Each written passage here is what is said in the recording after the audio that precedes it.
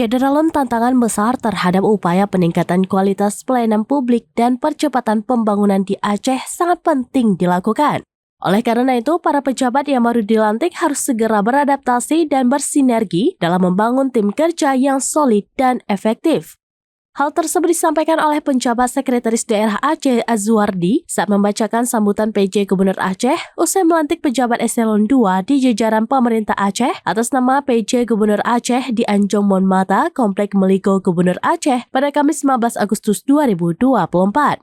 Sekda mengingatkan disiplin dan kinerja yang tinggi dari setiap ASN adalah kunci keberhasilan bersama. Karena itu, berbagai upaya harus terus didorong terhadap upaya peningkatan kualitas layanan publik demi kepentingan masyarakat Aceh. Pada kesempatan tersebut, Sekda juga menegaskan pentingnya percepatan realisasi anggaran pendapatan dan belanja Aceh yang saat ini sudah memasuki triwulan ketiga.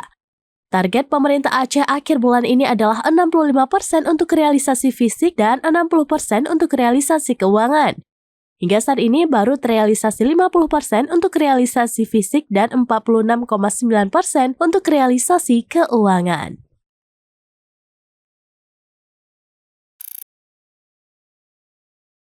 Download Tribun X sekarang, menghadirkan lokal menjadi Indonesia.